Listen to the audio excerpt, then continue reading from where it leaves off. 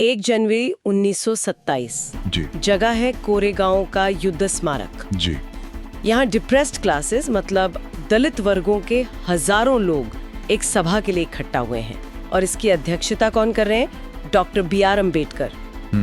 अब सोचकर ये थोड़ा अजीब लगता है कि 1818 में हुई एक लड़ाई के 100 साल से भी ज्यादा बीत चुके हैं, फिर भी ये जगह, ये स्मारक इतना जरूरी क्यों हो गया था? बिल्कुल। आखिर उस एक लड़ाई में ऐसा क्या खास था? हाँ, और यही सवाल आज हमारी इस बातचीत के केंद्र में है।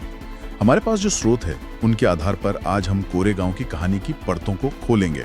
अच्छा। ये सिर्फ एक लड़ाई का इतिहास नहीं है, ये कहानी है शौर्य की, पहचान की और उस सामाजिक संघर्ष की जिसने इस लड़ाई को एक बिल्कुल नया मतलब दे दिया। तो आज हम समझेंगे कि उस दिन असल में हुआ क्या था। हाँ, और उससे भी जरूरी ये जानेंगे कि क्यों ये घटना एक पूरे समुदाय की चेतना और आत्मसम्मान का प्रतीक बन गई। बिल्कुल। तो हमारा मिशन यही समझना है कि 1818 की ये एक लड़ाई, जिसका जिक्र डॉक्टर अंबेडकर बार बार करते थे, कैसे एक समुदाय के लिए गर्व और प्रेरणा का इतना बड़ा स्रोत बन गई। तो चलिए कहानी की शुरुआत वहीं से करते हैं जहां ये सब शुरू हुआ, 1 जनवरी 1818 कोरेगांव की रणभूमि से। तारीख थी 1 जनवरी 1818। पुणे के पास कोरेगांव गांव। माहौल में जाहिर है तनाव था। तीसरा एंग्लो मराठा युद्ध चल रहा था। हाँ, पेशवा बाजीराव द्वितीय की सत्ता कमजोर पड़ रही थी और वो अंग्रेजों से बचकर भाग रहे थे। उन्हें रोकने के लिए अंग्रेजों ने अपनी एक टुकड़ी भेजी। और जरा दोनों सेनाओं का फर्क देखिए। हाँ, यही तो सबसे हैरान करने वाली बात है। एक तरफ थी पेशवा की विशाल सेना, लगभग 20,000 घुड़सवार और 8,000 पैदल सैनिक, मतलब कुल 28,000 लोग। और दूसरी तरफ कैप्टन F.F. स्टॉन्टन के नेतृत्व में बॉम्बे नेटिव इन्फेंट्री के महज 500 सैनिक। सिर्फ 500? हाँ, और उनके साथ करीब 250 घुड़सवार और तोपें चलाने वाले सिर्फ 24 यूरोपीय। ये तो मतलब सीधी सीधी आत्महत्या जैसा लगता है। बिल्कुल। और यहाँ ये बात भी ध्यान रखनी होगी कि अंग्रेजी टुकड़ी कोई ताजा दम नहीं थी।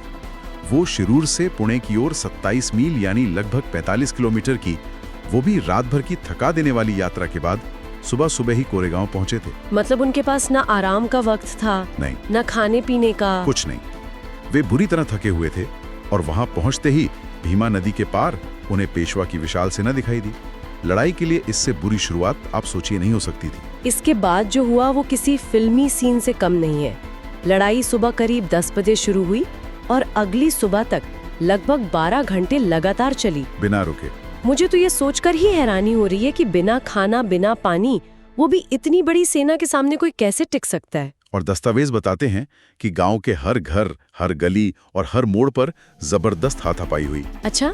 अंग्रेजी सेना चारों तरफ से घिर चुकी थी और भीमा नदी तक उनका रास्ता काट दिया गया था। मतलब पानी का जो एक जरिया था वो भी खत्म। हालत इतनी बिगड़ गए थे कि एक वक्त पर पेशवा के अरब सैनिक जो अपनी क्रूरता के लिए जाने जाते थे, उन्होंने अंग्रेजों की एक तोप पर कब्जा कर लिया था और उनके एक अफसर लेफ्टिनेंट चिशोल्म को मार डाला था। बाप रे। कैप्टन स्टॉन्टन ने स्थिति की गंभीरता को देखते हुए अपने सैनिकों को आखिरी आदमी और आखिरी गोली तक लड़ने का आदेश दे दिया था। शाम होते होते ऐसा लग रहा था कि अब सब खत्म होने वाला है। लेकिन फिर कहानी में एक अजीब मोड़ आता है ना? हाँ। रात करीब 9 बजे जब जीत पेशवा सेना के कदमों में थी, उन्होंने अचानक पीछे हटना शुरू कर दिया। मतलब जीती हुई बाजी उन्होंने क्यों छोड़ दी, ये बात समझ नहीं आती। ये आज भी इतिहास की एक बड़ी पहेली है। स्रोत इसे युद्ध के अकथनीय संयोगों में से एक कहते हैं। अकथनीय संयोग? जी। कुछ विशेषज्ञ अंदाजा लगाते हैं कि शायद पेशवा को किसी और ब्रिटिश टुकड़ी के आने का डर था, या शायद उनकी सेना में आपसी तालमेल की कमी थी। एक थ्योरी ये भी है कि उन्होंने अपने से 50 गुना छोटी थकी हारी टुकड़ी का जो जबरदस्त प्रतिरोध देखा, उससे उनका हौसला टूट गया। ये हो सकता है। वजह जो भी हो, अगली सुबह तक पेशवा की सेना जा चुकी थी और कोरेगांव का मैदान ब्रिटिश टुकड़ी के कब्जे में था। ये अविश्वसनीय है। मुझे ये बात हैरान करती है कि सिर्फ ड्यूटी के लिए कोई इतनी बहादुरी से क्यों लड़ेगा। सही सवाल है। इन सैनिकों की अपनी क्या कहानी थी? आखिर कौन थे ये लोग जो 28,000 सैनिकों के सामने चट्टान की तरह खड़े हो गए? आपका सवाल बिल्कुल सही है और यहीं से इस कहानी का सबसे दिलचस्प पहलू सामने आता है। अच्छा? बॉम्बे आर्मी के इस टुकड़ी में कई जातियों के लोग थे, मराठा, राजपूत, मुसलमान, यहाँ तक कि कुछ यहूदी भी। लेकिन रिकॉर्ड्स में बार बार महार सैनिकों की वीरता का विशेष उल्लेख मिलता है। मतलब खास तौर पर उनका जिक्र है। हाँ, उस समय के ब्रिटिश अधिकारी भी इस बात को मानते थे। जनरल मैल्कम जैसे अधिकारियों ने लिखा है कि बॉम्बे आर्मी की वफादारी कमाल की थी और उन्होंने खासतौर पर महार सैनिकों की मुश्किल हालात में भी टिके रहने की क्षमता को सराहा। कोरेगांव की लड़ाई को तो महार सैनिकों की वीरता का चरम गौरव यानी क्राउनिंग ग्लोरी कहा गया है। ये तो बड़ी विरोधाभासी बात है। मतलब अंग्रेज अधिकारी उनकी वीरता को चरम गौरव मान रहे हैं, लेकिन जिस समाज से वे आते हैं वहाँ उनकी क्या स्थिति थी ये जानना भी जरूरी है। और यहीं इस कहानी का असली दर्द छिपा है। लड़ाई में हुए नुकसान के आंकड़े देखिए। बताइए। बॉम्बे नेटिव इन्फेंट्री के जो 50 भारतीय सैनिक मारे गए, उनमें 22 महार या परवारी थे, 16 मराठा, 8 राजपूत और 2 मुसलमान। तो सबसे ज्यादा महार सैनिक थे। घायलों में भी सबसे ज्यादा वही थे। रिकॉर्ड्स में शहीद हुए महार सैनिकों के नाम तक दर्ज हैं। सोमनाथ कमलनाथ नाइक, रामनाथ यमनाथ नाइक, गोडनाथ कोठेनाथ। ये सिर्फ संख्या नहीं बल्कि उन लोगों के नाम हैं जिन्होंने उस दिन अपनी जान दी। मतलब उनके नाम हमेशा के लिए पत्थर पर लिख दिए गए। एक ऐसे समाज में जहाँ शायद उनकी पहचान को कोई महत्व ही नहीं दिया जाता था, वहाँ एक 65 फुट ऊंचे विजय स्तंभ पर उनका नाम लिखा होना, ये बहुत बड़ी बात थी। हाँ, बहुत बड़ी बात रही होगी। बिल्कुल। जब 1821 में ये विजय स्तंभ बनाया गया तो ये सिर्फ एक स्मारक नहीं था, ये उन सैनिकों के शौर्य और बलिदान का एक स्थायी सार्वजनिक रिकॉर्ड था। एक ऐसा रिकॉर्ड जिसे बाद में एक पूरे समुदाय ने अपनी पहचान और अपने गौरव से जोड़ लिया। तो ये इस बात का सबूत था कि उन्होंने इतिहास में एक अहम भूमिका निभाई थी। सही बात है। तो अब हम कहानी के उस हिस्से पर आते हैं जो लड़ाई से भी ज्यादा जरूरी है। महार समुदाय के लिए ब्रिटिश सेना में शामिल होना इतना महत्वपूर्ण क्यों था? वे किसके लिए लड़ रहे थे? बिल्कुल। इसे समझने के लिए हमें उस समय के सामाजिक ताने बाने को देखना होगा। डॉक्टर अंबेडकर के लेखों के अनुसार पेशवा शासन के तहत अस्पृश्यता अपने चरम पर थी। ये सिर्फ भेदभाव नहीं था। नहीं, ये इंसानियत का अपमान था। पुणे जैसे शहर में किसी अछूत को सार्वजनिक सड़कों पर उस वक्त चलने की इजाजत नहीं थी जब कोई सवर्ण हिंदू वहां से गुजर रहा हो। किस लिए? ताकि उसकी परछाई से भी वो अपवित्र न हो जाए। ये सुनना भी कितना मुश्किल है। स्रोत में जो विवरण मिलते हैं वे तो दिल दहला देने वाले हैं। जैसे कि अछूतों को अपनी कमर में एक झाड़ू बांधकर चलना पड़ता था। हाँ, ताकि उनके पैरों के निशान उनके पीछे पीछे मिटते जाए और कोई हिंदू उन निशानों पर चलकर अपवित्र ना हो जाए। और वो गले में मिट्टी का बर्तन लटकाने वाली बात? जी, उन्हें अपने गले में एक मिट्टी का बर्तन लटकाना होता था ताकि अगर उन्हें थूकना हो तो वो जमीन पर न थूके, क्योंकि उनका थूक भी जमीन को प्रदूषित कर सकता था। सोचकर ही रोंगटे खड़े हो जाते हैं। बिल्कुल। तो आप कल्पना कीजिए, एक तरफ समाज में ऐसा अमानवीय व्यवहार था जहाँ इंसान को इंसान का दर्जा भी नहीं दिया जा रहा था, और दूसरी तरफ थी ब्रिटिश सेना जहाँ कम से कम वर्दी में सब बराबर थे। एग्जैक्टली।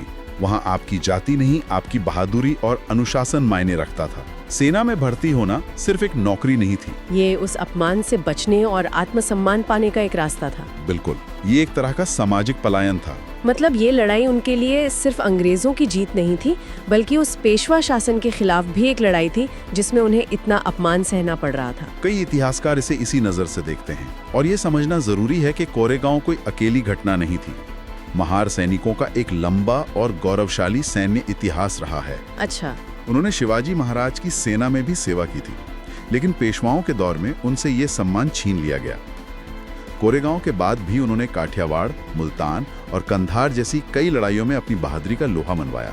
इसी से जुड़ा एक और सिपाही सोनाख तन्ना का जिक्र मिलता है, जिनकी कहानी तो अविश्वसनीय है। हाँ, वो अफगानिस्तान वाली घटना। जी, 1880 में अफगानिस्तान में उन्होंने सिर्फ 2 साथियों के साथ मिलकर 300 दुश्मनों का 3 घंटे तक सामना किया। 3 घंटे? हाँ, और जब उनका गोला बारूद खत्म हो गया तो वे अपनी बंदूकें लेकर दुश्मनों की भीड़ में घुस गए और लड़ते लड़ते मारे गए। उनकी इस असाधारण वीरता के सम्मान में बॉम्बे की एक सड़क का नाम सोनाक स्ट्रीट रखा गया। तो ये लड़ने का जज्बा उस समुदाय की पहचान का हिस्सा था। उनकी सैन्य परंपरा थी जिस पर उन्हें गर्व था, और कोरेगांव उस परंपरा का सबसे चमकीला अध्याय बन गया। कि अब इन सब कड़ियों को जोड़ते हुए वापस 1927 की उस बैठक पर आते हैं। अब मुझे धीरे धीरे समझ आ रहा है कि डॉक्टर अंबेडकर ने कोरेगांव स्मारक को ही क्यों चुना। ये कोई रैंडम जगह नहीं थी। बिल्कुल नहीं। यहाँ सबसे दिलचस्प बात यह है कि दलित वर्गों के लिए ये स्मारक सिर्फ एक ब्रिटिश सैन्य जीत का प्रतीक नहीं रह गया था। तो क्या था? अगर हम इसे बड़ी तस्वीर से जोड़कर देखें तो ये उनके पूर्वजों के उस शौर्य का पत्थर से बना हुआ सबूत था जिसे भारतीय समाज ने कभी मान्यता नहीं दी, कभी सम्मान नहीं दिया। मतलब एक ऐसे समाज में जो उन्हें अदृश्य बनाना चाहता था, ये स्मारक उनकी मौजूदगी का ऐलान कर रहा था। सही कहा आपने। और फिर अंग्रेजों ने भी तो एक तरह से उनके साथ धोखा ही किया है ना। स्रोत बताते हैं कि बाद में सेना में उनकी भर्ती बंद कर दी गई थी। हाँ, और ये कहानी का सबसे बड़ा विरोधाभास है। 19वीं सेंचुरी के अंत में ब्रिटिश सरकार ने मार्शल रेस यानी लड़ाकू जातियों का एक सिद्धांत बनाया और महार समुदाय को गैर लड़ाकू घोषित कर दिया। जिन लोगों ने दशकों तक उनकी सल्तनत के लिए अपनी जान दी, उन्हीं को कह दिया गया कि वे लड़ने के काबिल नहीं है। बिल्कुल। डॉक्टर अंबेडकर ने अपने 1927 के भाषण में इसी विडंबना की ओर इशारा किया। उन्होंने कहा कि अंग्रेजों ने पहले तो महार समुदाय के लोगों को अपनी सेना बनाने के लिए इस्तेमाल किया, लेकिन बाद में उन्हीं पर गैर लड़ाकू का ठप्पा लगा दिया। तो उनका भाषण एक श्रद्धांजलि भी थी और एक विरोध प्रदर्शन भी। हाँ, उनका भाषण उस स्मारक पर अपने पूर्वजों को श्रद्धांजलि देना भी था और ब्रिटिश सरकार की इस भेदभावपूर्ण नीति के खिलाफ एक विरोध प्रदर्शन भी। तो वो जमावड़ा एक ही वक्त में अतीत का उत्सव भी था और भविष्य के लिए एक संघर्ष की शुरुआत भी। ये तो बहुत शक्तिशाली प्रतीक है। बिल्कुल। इस तरह कोरेगांव में हर साल 1 जनवरी को होने वाला ये जमावड़ा महज एक पुरानी लड़ाई को याद करने का कार्यक्रम नहीं रहा। इसने एक सैन्य स्मारक को सामाजिक और राजनीतिक जागृति के केंद्र में बदल दिया।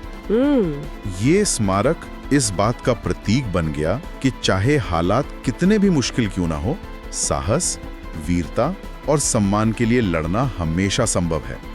और ये सिलसिला आज भी जारी है। हर साल लाखों लोग वहां इकट्ठा होते हैं।